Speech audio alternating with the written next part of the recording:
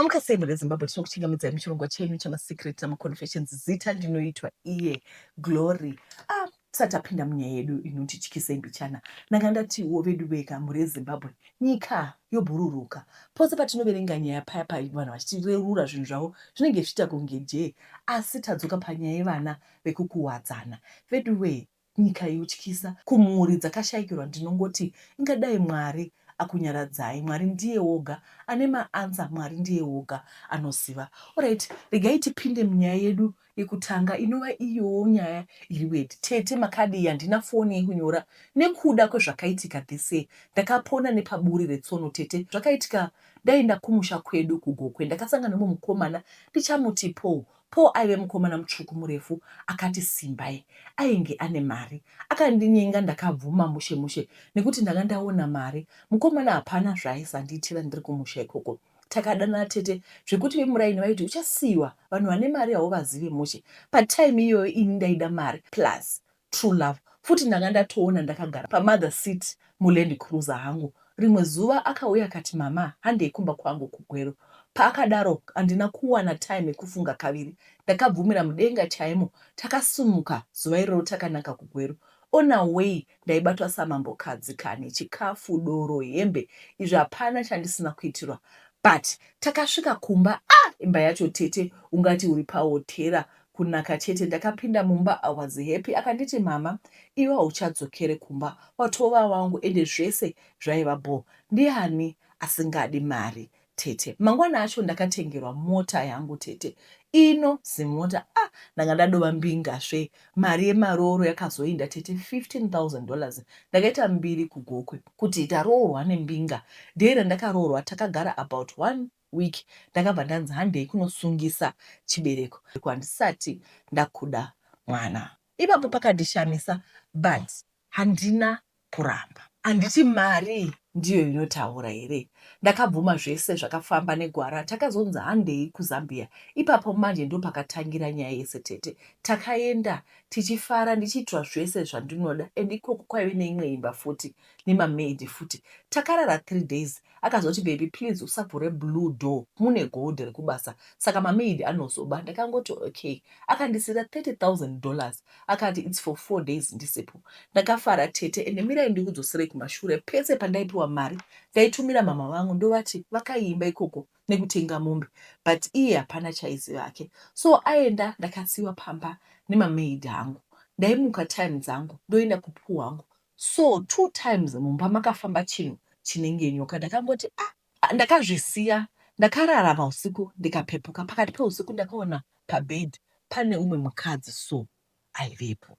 Akanditi ini ndakafa. Hamene kuti chii tete, handina kukwanisa kutiza, but ndakazviwetera nekutya tete. Akanditi don't worry, iwe pack and go kumba kwenyu. Handiti mari wakapiwa, enda unotanga life yako ikoko nyowani ikoko. Ndakati manje akandiroora. Akati kana neni, but ndakafira pawakarara ipapo. Ndakarariswa nenyoka yakasiya yandiruma ndikafa. Paakataura izvozvo tete ndakavhunduka. Akanditi okay, maybe uri kuti ndiri kunyeba, ka handei kublue door tinoona zviriko. Handina kuramba cause ndaitya kuurayiwa. We walked ikoko, akavhura door, takapinda tete. Ndakafenda. Ndakazomuka after 5 minutes nemashura andakaona imomo. Maive negold rakawanda. Mari idzi nemutumbi 5 yevakadzi neuya wandaitaura naye nezinyoka raive newhite mumusoro. Takatarisana nenyoka. Ndakatiza tete, I packed my things. Zvese ndakatora mari nepassport. Ndakabuda netsoka ndikaenda kumabhazi. Ndakakwira kuti ndidzoke kuno kuZimbabwe. Akafona murume but handina kudavira. Akafona zvekare handina kudavira. Ndakarasa foni. Ndikasvika kumba kwedu mushe mushe. Vanhu vakashamisika. Vakanditi rega tifonere mukwasha kuti uri kuno. Andiudza zvese kuti wamuona ane girlfriend wakamutiza. Ene ndakapererwa. But mai vangu munhu anoita zvechivanhu. Ndakazovaudza nyaya, vakandindisawo. Vakanditi pamwe mangwana anokwanisa kuuya, iwe tiza. Nanhasi tete ndane 2 weeks ndatiza kumba kwedu ndiri kuno, kwandisingakwanisi kutaura. Ndiri kutotiza nelife yangu. So kuda mari kwakaoma tete. Zimbabwe yashata iyi. Musachive mota dzine mutupe idzi. Vamwe vari kuromba mari ndinayo but handisi kuda kana kutenga foni yangu chaiyo ndiri kutotya. Imba ndakavakisa 9 rooms iripo, ndine mahonda fit 2 ese, but plus vedare ndoshandisa mota idzi here, ndogara mumba here, o mari pa 30k ndakashandisa 500 chete, ndikashandisa nyoka haizouyi kwandiri here. Help me. Nyaya iyi yakatumirwa nefoni yeshamwari. Handiti, but this is scary. Paakanditumira ndakati it's okay, I'll read it. Actually akatonditi, tete ndine friend yangu inoda kutaura nemi, can she text on my phone? Iye hana phone sekutaura kwaaita. But this is very scary. Handisati ndambona zvakadaro. Handizivi kuti Zimbabwe tapindwa nei as a country. Tiri kubata mushonga. Maiguru vakandifonera, maiguru vakandifonera vachiti ndiri kubva kuZimbabwe, handina kumboona maland cruiser akadaro muupenyu hwangu. Ndikati imi vanhu vane mari. Guys, muri kudziwanepi mari muchingotema kuti zvinhu zvakaoma zvakaoma, asi vanhu vari kufamba nemaland cruiser. Aiwa, handisi kuti ndeyekuromba, ndiri kungokorokotedzai kuti as a country you guys you are rich. Zvakaoma. Alright, regai tipinde munyaya inotevera. Vatete makasimba here, mufamily medu takazvarwa tiri vaviri, ini naSam. Zita rangu ndichazviti Precious. Vatete mukutaurika kwazvo zvinonzi amai vainge vane high blood pressure, so mapregnancy avo aiva mahigh risk pregnancies. Saka vakangoguma neni naSemi tiri vaviri. Sam ndiye aiva first born, ini ndini last born. Saka imwe weekend daddy namama vakaenda kufunction yeimwe cousin yedu vaichatira kuTrotberg Inn kuNyanga. Saka nokuda kwenzvimbo yaiitwa muchato vakadecida kuti vatore just a limited number of people from each household. Imwe family yainzi 1, pamwewo vachingonzi 2, aingova marepresentative chete. We understood zvedu tete panga pasina hora. Mama kasiya vati Semi achengete mwana. Kana vachiti mwana paibvi gweni, vatete dai mama vaiziva kuti hapana chainzi mwana pandiri. Ndainge ndodoziva zvinhu, ende tete musi wacho ndaive ndotofunga kunoona Frank mukomana wangu. Ndaitobuda ndakapfeka church regalia ndichiti ndiri kuenda kuma-youth service all night prayers. Izvo kwani ndinenge ndiri muflat raFrank ini. Chete ndaiva imbwanyoro vatete, so hapana aimbosuspecta anything. So musi uyu tete ndaitogaya hangu mahora ekuti ndozobuda pamba ndonoona Frank.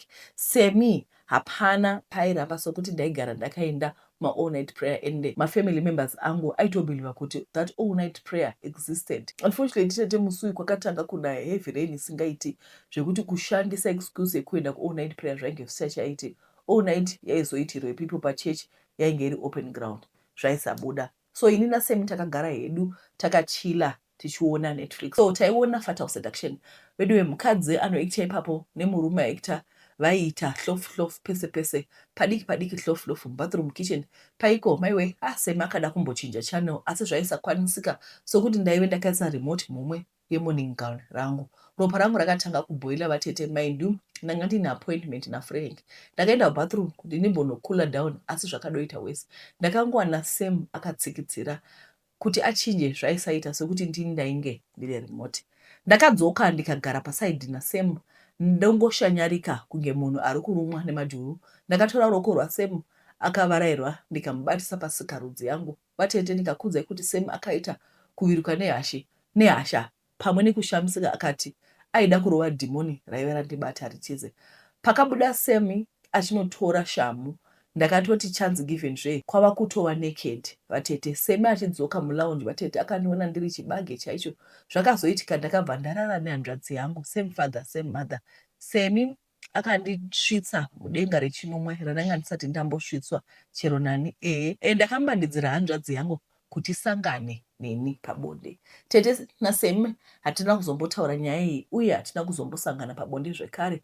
Asi ini hangu ndafunga kutsvaka mushonga kuti ini naSemi tibve tava exclusive, tibve tatanga edu kufambidzana zverudo, zvekuti nyika ichati kudiva tete handina kana fokono nazvo, sokuti mwoyo wangu wabiwa nehanzvadzi yangu. Musakanga makuviga zita kana maposta.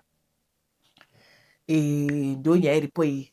Ndozviri kuitika mudzimba. Mateenagers vanhu vari weird, vanhu vano, ende moziva zvinhu zvakaita sana Fatal Seduction zvezvo zvinhu zvekuti like sometimes Netflix acho inobva yanyatsoratidza nemamovement nechii zvezvekutoti unotoona kuti havana ngavasa expose mukuona zvinhu zvakadai. Manje onayo zvinhu zvachona Makasimba here vatete, ndinoreurura kuyamwisa datya. Datya iri ndiro randinoti mwana wangu vatete, asi handina kuyamwisa datya iri nekuda vatete. Zvinhu zvakangondiwirawo tete, ndaizama kurarama nekusevhaivha tete. Iri ndaiva mucross border uye ndakadhumawo chidhiri chekutengesa zvivezwa kuSouth Africa. Ndingangoti ndaibva kuZimbabwe ndikahodha zvivezwa zvemapuranga zvinenge zvegaro, eshumba, makudo.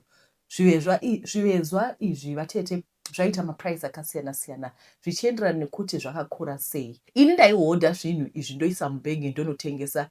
Zvinhu zvainyanya kufamba zvichitengwa nevarungu. So umwe musi ndichiendesa odha rangu pane imwe imba yemurungu yandainge ndarayirwa vatete, ndakasvika pamba apa paine umwe murungu ainge ashanya kubva kuGermany. Murungu wekuGermany uyu ndichamuti Marcus.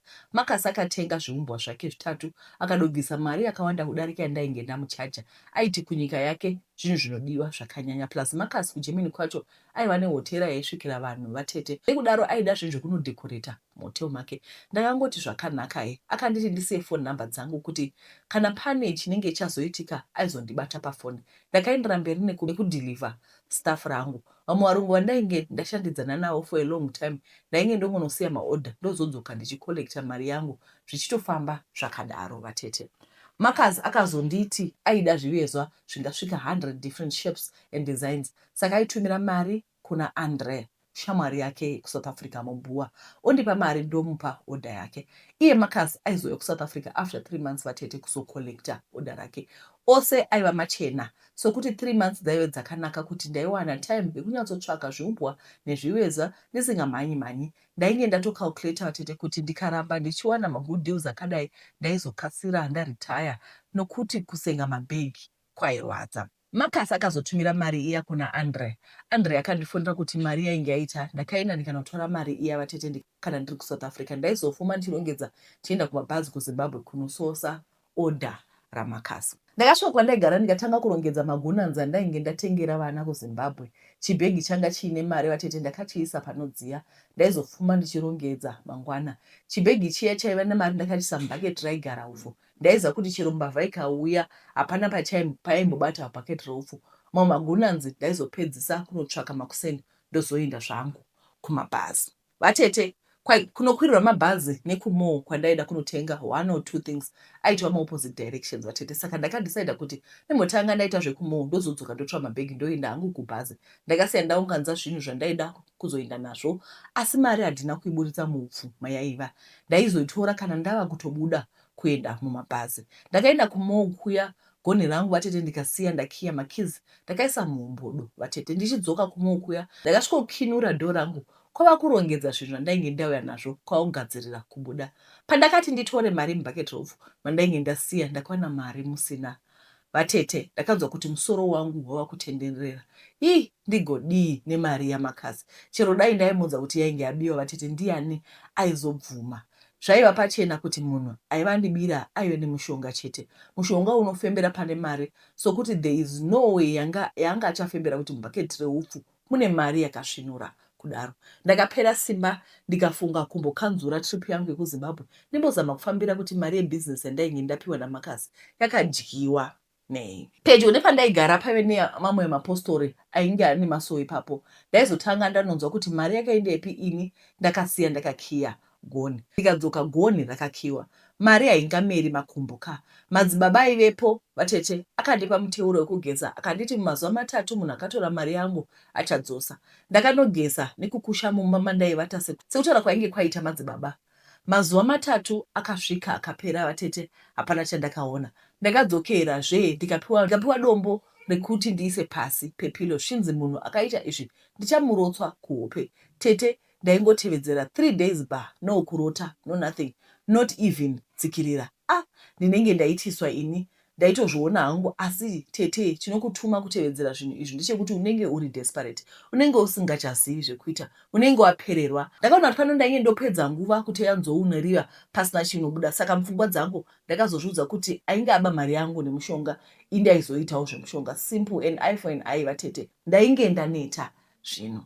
Mukutsvaka ngandibatsira vatete, ndakazonzwa nomwe mukadzi wataigarisana naye achiti kukingdom of Eswatini kwanga kwaita chamupirigori chen'anga, simbi inodya dzimwe simbi. Maishoni ava vakatonditi zvandaichema aiva masmall small. Murume wavo ainge ahijekwa aine gonyeti remurungu rainge rine lodhi nevanhu vane pfuti. Pasina vhiki gonyeti riya rairatidza pamatreka kuti rainge ratsamaya rakawanikwa pasaidi perodhi. Zvose zvinhu zvakakwana. Hamuchiona vatete, ndizvo zvandaida zveizvi. Maresults ari instant, kwete kuswero tambisirwa nguva.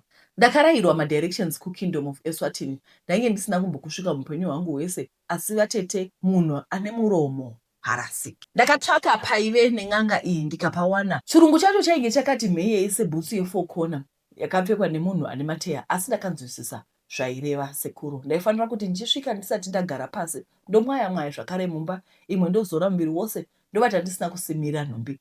Bva dai machira angu aive nemuromo aimbokomberera kuti watinyanyira. Vatete, ndakaita zvandainge ndaudzwa. Mari yamakasi yaindirovesa nehana, kunzwa kuti hana yangu yava kuda kutsemuka. Ndakazora oil iya ndikanzwa tinkling sensation pamabhutsu angu vatete, asi handina kumbofunga hangu zvakawanda. Ndakati kuda ndiwo mashandiro emushonga. Ndakavata ndakaita senge chibage ndisina chandakasimira, ndikanzwa senge datya raichema mumba mangu. Again handina kumbofunga zvakanyanya nezvazvo, sokuti yaiva nguva yekunaya sizini matatya. Saka ndakangoti hameno rapinda nepai, ndakavata zvangu ndikamuka zvakanaka. Sekuru vekukingdom of Eswatini vainge vandiudza kuti mazuva 3 haperi munhu akatora mari asati adzosa. Umwe musi ndakati ndichibva kunoyanika hembe dzangu panze, ndakaenda pambedha paine plastic rainge rine mari yandakapiwa namakasi, kuti ndizive kuti akapinda sei ndisina kumuona, akadzosera sei ndisina kumuona. Ndakaona kunge yange yava unnecessary history. Ndakarikavha mari yese yamakasi ndikanotora order raanga ati anoda, ndikadhilivha zvose zvikafamba zvakanaka. Asi vatete handina kuziva kuti kurikavha mari kwandaita was going to come at a cost in my life. Namakazi takaita ukama hwekutengeserana hwakanaka vatete, zvekuti akapedzisira ava kutumira mari kwandiri instead of Andre. Zviumbwa nezviveza vatete zvakaita a hit pahotel pake kuGermany, zvekuti akapedzisira avhura shop yekuti vanhu vakwanise kutenga zvinhu zvaibva kuAfrica. Ndakapedzisira ndaita diversify kwava kutengesa mamedzi ekuruka, mabhegi nezvimwe zvakadaro. Mari ndakaita ndaitenga maUSD, asi vanhu havazivi kuti ndine secret yandakachengeta. Secret yandichachengeta kusvika muguva. Ndimi vandatotanga kuudza vatete, uye kana maposta ID yangu muvigi. Vatete, ndinoyamwisa datya. Kurikavha kwandakaita mari kwakaita kuti ndive mai vedatya. Pandakazora oil iya yekukingdom of Eswatini, ndakaita tingling sensation pamazamu angu. Mangwana acho maboobies angu akafuma akakura kunge balloon rafuridzwa nemhepo. After 2 days vatete, maboobies angu akatanga kubuda mukaka.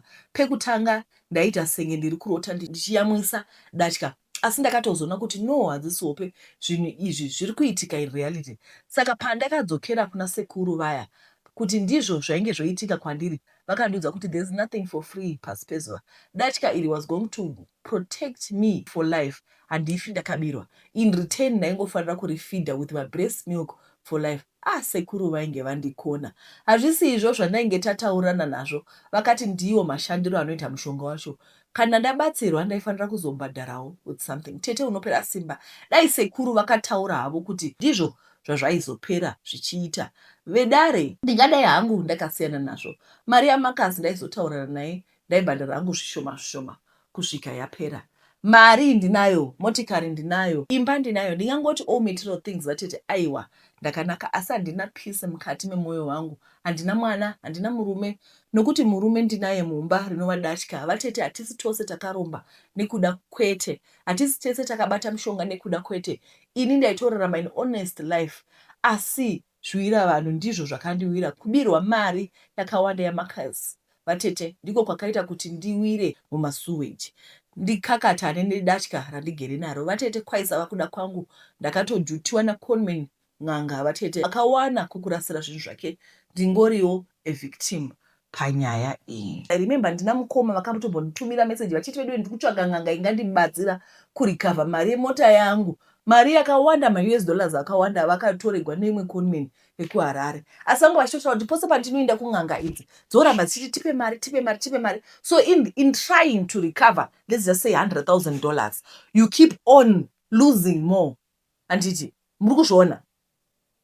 handisi kuti kutrya kurecover kwakashata. No, I'm not saying that, because kubirwa chinhu chinorwadza, but ngatishandisei pfungwa dzedu. Which one is better, to keep on losing more kana kuti tingoti Mwari kutsiva ndekwaJehovha, dhilai nemunhu iyeye. Anditi? Alright, tisati tapinda munyaya yedu inotevera, ndanga ndida kungoadresa nyaya yekuti guys, kana muchitumira nyaya dzenyu ndokumbira kuti muchinje mazita enyu, muchinje mazita enzvimbo, muchinje mazita enyu, nekuti it's very difficult kuti ndaposta nyaya yako iri 10 minutes kana kuti iri 5 minutes delete the entire video. Remember, we work with the brands, vanenge vabhadhara kuti video yoyo igadzigwe, saka kana ndakuideleta ndovati kudii. Anditi I'm also answerable, ndinenge ndine vanhu vandiri answerable to. So ndokumbira kuti kana muchinyora nyaya dzenyu, garai madii machinja nyaya mazita enyu. Alright, regai tipinde munyaya yedu. Tete makasimba here, ndakapedza chikoro 2016, ndizame chino zvarama. Same business rawanga uchiita neumwe munhu ukada kurizama kuriita zvinoramba. I remember at some point tete ndakatorwa business neumwe wandaiite shamwari, akasvika ndichirana shop yangu kumatuckshop. Ndokubva azvichiva, ndokubva ati tiite joint venture, tobva tatotanga kuita maprofit ema 1 point something per week. Zvaibuda zvakanaka, asi zvakangopera zvandisina kunzwisisa. Friend yangu uyu akangoti aiva wana shop out of town, ndipo pakafira sarungano. Ndakabva ndatsvaka basa because I was traumatized nezvaiitika ipapo. Ndikati kuda ndikadzokera muindustry zvingaita nani. Ndakawana basa, ndikapiwa salary yaitomeka sense. Ndajoina company iya, salary iya ikatanga kudzikiswa, kupedzisira ndava kupiwa hafu. Ndikati nditsvake basa, mainterview nomowana, asi kuzoti basa chairo rinobuda hapana. Tete pakaitika zveshop izvi, I was married. Pakaparara shop nemarriage ikabva yaparara. So the reason ndakadzokera kubasa was to ease my mind of things. Sekuti ndaiva nezvinhu zviviri zvandainge ndabvutirwa mumaoko angu, marriage plus business. Pakaparara shop, murume akangotanga kuti handigoni kugara newe, unoita semunhurume. Achibva atakura hembe dzake kwakuenda kumusha, ndikasara ndega. Marriage yekutanga yakaparara 2021. 2023 tete I met another person, I got married again. Tete ndine chipo chemari, asi dambudziko randinaro tete kunoita senge pane munhu ari kungotora.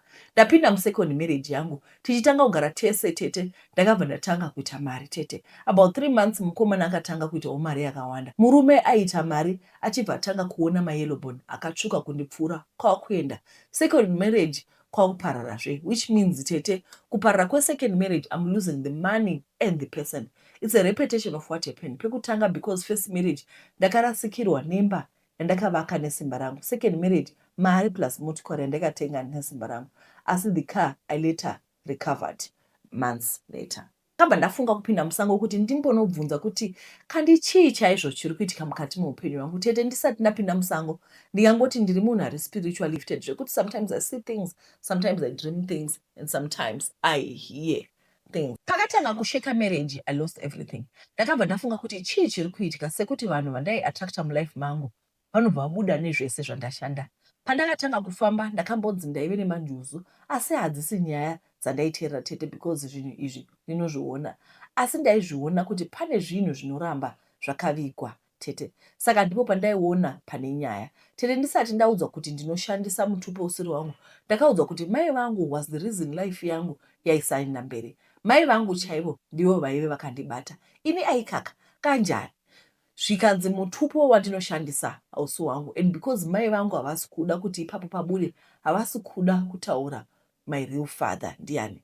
Tete ndakakurira kune rimwe dzinza ndichishandisa mutupo usiri wangu, but tichidzokera kumashure zvaingotaurika kuti uyu akasiyana nevamwe, uyu akatsvuka akasiyana nevamwe. Zvinhu izvi zvaitaurika kubva ndichiri mudiki chaiko. Kuchechi kwandaienda ndairivhiwa ndichinzi, hamumuzivi here mwana wamainingi uya wekusiyana nevamwe. But ndichikura zvaisaklika tete, ndaingoti it's because pavana vese ndini ndanga ndakafanana namama, vamwe vacho vose vakafanana daddy. So ndipo paive nedifference yacho, zvainge zvava kumeka sense.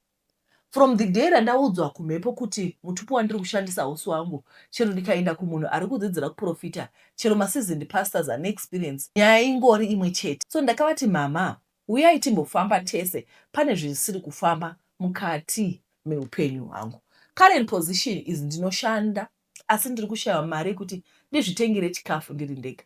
vana vakatorwa namama vachiti hausi kugona kuchengeta vana. Marriage yangu yakazoparara tete. Ndakarota mai vangu ende 2 sisters vachiramba murume kuhope vachinditi haiti mwana mudiki mangwana makuseni tete munhu akangobuda mumba kana kudzoka. Achidzoka ndipo paakati aiva asingakwanisi kugara neni.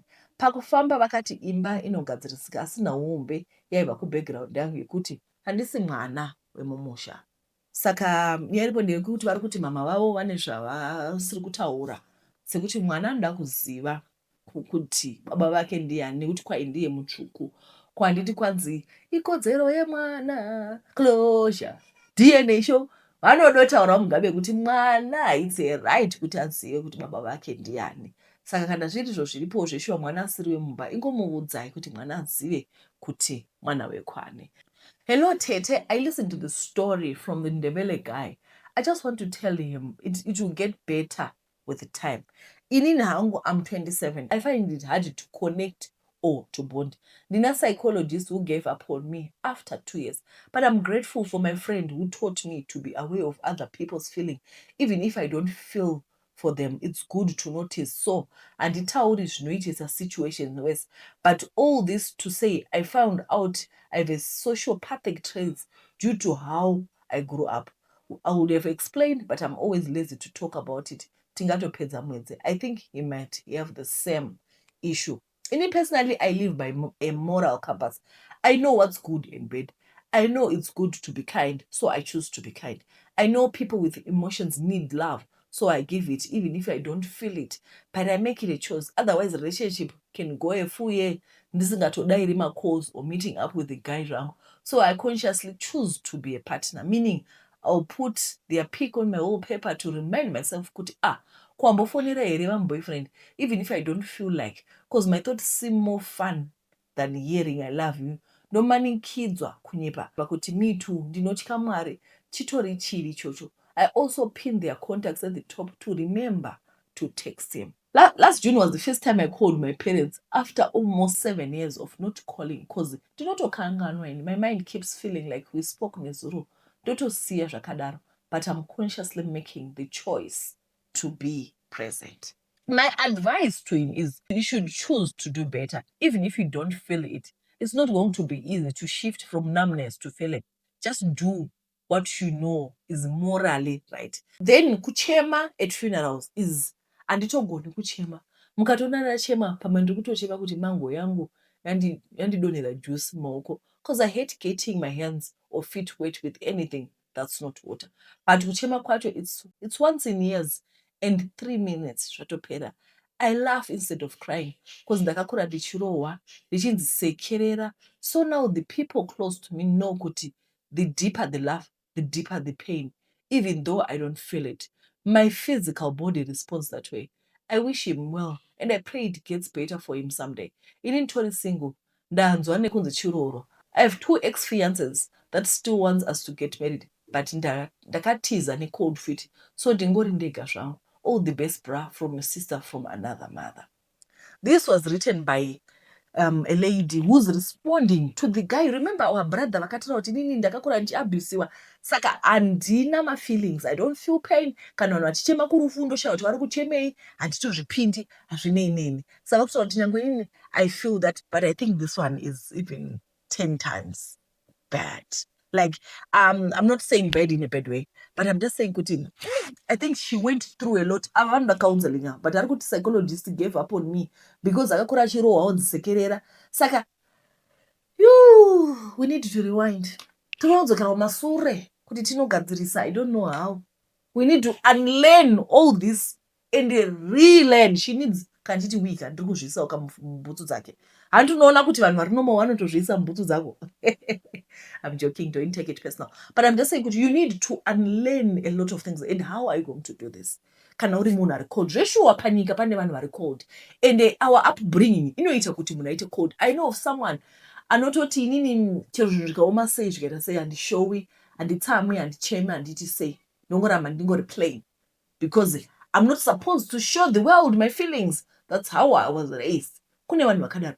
Kozoita vamwe vanhu vakaita sesu kuti chero ndakaredziwa zvakaoma sei kana ende moyo wangu munyoro handidi kunyepera moyo wangu munyoro ndinobatikana. I remember ndichiri mudiki chaipo takamboenda kuna umwe baba vanga vagwara imika mazoma 2002 papaya pairowa chainzi kamutsavara kakane nharo baba vava vagwara takaenda koko. It was my first time meeting him. Ndichingosvika I saw the situation ndakachema munhu wandisingazivi. So even if you abuse me uchiokandabuse say I'm going to cry and cry and cry, coldness of the heart. Hanzi vamwe vanhu vakaita kunge zai ukavabhuila vanomarara, vamwe vakaita kunge tbag vanorelease. So we are different people. We respond to trauma differently. She responded to trauma differently. She's cold hearted, hana feeling, anotoisa picture kuti ndirangira kuti ogara zvendine mukomana rega ndimufone rega ndimufone kwaya last spoke to my parents 7 years ago. Kana shungu kana nyani nani chikava chidhoma chikwa kokutumira zveChristmas makangoti 09 vasikana zvakaoma. Tisati taenda guys, regai ndingodzoka ndingokuudzai zvekufapsa. Okay, so I'm so grateful because the project iri kuenderera mberi. Guys, I think mangwana ndichauya because tomorrow we will be starting to paint. I'll be back, let's say by Friday. Tikuratidzai my developments. Mumba machinja. You won't even recognize my mother's house anymore. Machinja. And nasi nezuro vaigadzira faranda, nasi vangopedza kurufa. Vari kuvaka zvinodadisa. Ndinongokukurudzirai guys kuti kana mune maproject enyu ari kumba, maneta nekutumira vanhu muchingoti tsvakai mabhiridha munotsvakirwa a false builder. My daughter, when she saw the picture, she was like, yo, Mama Gogo was tired of false builders, but this time she got real people. If you're tired of false builders, Fabsa is the way to go. They are going to manage your project. In the daughter to Miramari, like I said, Nasma said, I'm going to Miramari paint. Good, guys start painting and one on tinker paint. This is what you need. This is a project manager. I never know and these builders are so good. They are so good. This is the like I did say picture. I could the the progress that we are doing. I'll be back when the house is done. Like you guys, trust the process. I'm sure you're going to be like, and I told my husband was even saying, I think we need to use them when we are building our own house also. There are people who are service oriented. They want to deliver before they demand payments. It's also up to you to be honest and faithful. Ma-Starlink adoriko musarega kuisa Starlink ngatiisei ma-Starlink mudzimba vana mai vedu ndoziva kuti vari vanagoko havagoni kana kuita video call. Imi vari kudiaspora sirai vana mama ma-Starlink tigonewo kuita video call tione gogo tichimurisei gogo tozouya manje kunyaya yekudiaspora insurance. Guys, tinongodzoka tichingoremindana zvakare kuti it's very important kuti titore insurance. Ndaona vamwe vasiya comment vakati Nina, I know what insurance is, life insurance is, and I only take it for myself. Yeah, I think he's single because kana une mukadzi nevana zvizofamba zvakanaka. Guys, life is not predictable. We don't know kuti upenyu hunofamba sei zvichaitika and all. Saka let's just be people very responsible. Titore mapolisa nditi. Hani makaona message ndakaverenga zuro itira kuti Sawira International ichadibhera, but there are other expenses anodiwa. Tongoti uri mukadzi murume afa. Guys, vakadzi ndimi muno, in most cases women, especially women, ndimi muno nyayo affectiwa ninyaya varume handizi hangu because ndiona soti varume vanonyayo tambira zvavo. But in most cases unenge wasara uri wega. Mapedza kuviga tongoti service provider wenyu aviga munhu. How do you continue with the life nevana? Mani dzinonguva inongoita kuti zviite idzi wongozogwadziwa nephysical pain negrief kuti munhu wangu afa, asi vana vachigona kuenda kuchikoro mota dziine fuel, rent yakabhadharwa. Ende tinoziva kuti imi vari kudiaspora kazhinji kacho no work no pay. Mukaita 2 weeks dzamunoenda kuZimbabwe muchinovega munhu pamunodzoka hapana pay. The life inofanira kuendera mberi. Ndakauti kwai mune mabills akawandisa kukubhadharwa heating newifi neinternet nezvizvi zvinhu zvenyu zvakati wandei kwai mosara mune 200 pounds pamwedzi. Hamene kuti chokwadi here true or false, especially vari kuUK vakaenda nemaservice. Aiwa handisi kugwirisa vanhu navanhu asi ndinongotaura I'm just reminding you, I'm here to remind you kuti life yakaoma. Kana ungaona spouse ukasara uri one, you have to figure it out. Ndingokukumbirai kuti ngatitorei diaspora insurance so that we get peace of mind. Handiti Mwari vakuitirai zvakanaka. Tinokutendai guys nekuona episode kwamaita. Tichadzoka zvekare muzuva ramangwana. Kune vose vachatumira nyaya dzavo, remember to hide your identity. My name is Glory.